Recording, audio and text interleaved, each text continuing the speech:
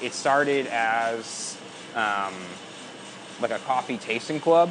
You know, it wasn't called Barismo, but it was a bunch of baristas in the area, and just kind of a lot of people in like the tech industry who just were super into coffee, who would buy coffee from all over the country, from all over the world, taste it together, talk about it.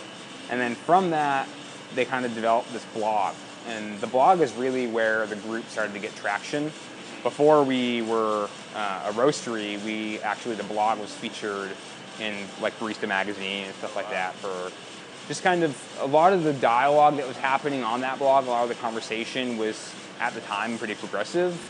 The next step for the group was they wanted to open a coffee bar and highlight different roasters and do kind of a revolving door guest program thing. But I think when the business plan started, it was time to kind of hash that plan out. I think they realized that as a first go around, they didn't really have the infrastructure to do that, but they were able to get their hands on those 2 4-kilo Yangcha roasters.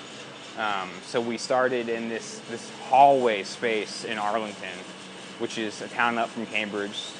So you're close enough to MIT, to Harvard, to all the relevant social areas, but you're not paying Cambridge rent. So it's a great place to kind of incubate a business. As we outgrew that space, we moved over actually just 2 doors down into a space that was about 4 times the size, where we were able to do more green storage, which allowed us to buy more coffee, expand on our coffee bar, and that's where the roastery was for the past couple of years.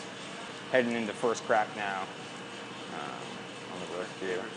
Yeah, gets rolling. And this coffee, it's interesting depending on the varietal, how it was grown, like how audible first crack is. It varies greatly, but this one's pretty vocal. There's a lot of stuff going on. There's obviously George Howell, who's paved the way for a lot of us, and we have a friendly rivalry with him. But yeah, he's a homie. I like George a lot. He's a really great guy. And then there's a new roaster out in Berlin, which isn't really Boston. It's pretty far ways out, but Grace Note Coffee Roasters. So Patrick's doing some cool stuff out there, and he's opening up a shop in the waterfront area with a friend of his, San, who ran the Coffee Trike, which was like a mobile espresso machine servicing that neighborhood. And he's got a cult following. San's a really great guy. So yeah, it's interesting. It's a college town.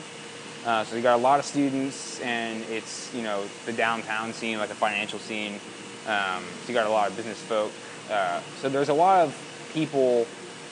Like, coffee shops are a secure endeavor in Boston, in my opinion, because there's always going to be a demographic of people that's gonna kind of patronize the shops.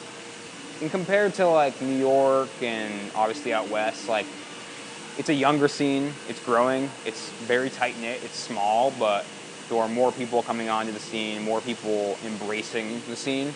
I would say in like the 5 years that I've been working in coffee in Boston, it's crazy how much more support from the customer community endeavors like this have than when I started, That we were able to open dwell time, move into this new space and continue to kind of do this kind of work that we're doing. Like, we're super stoked to be able to have a community that lets us do that and embraces us and actually pushes us to do more progressive things, do more of that.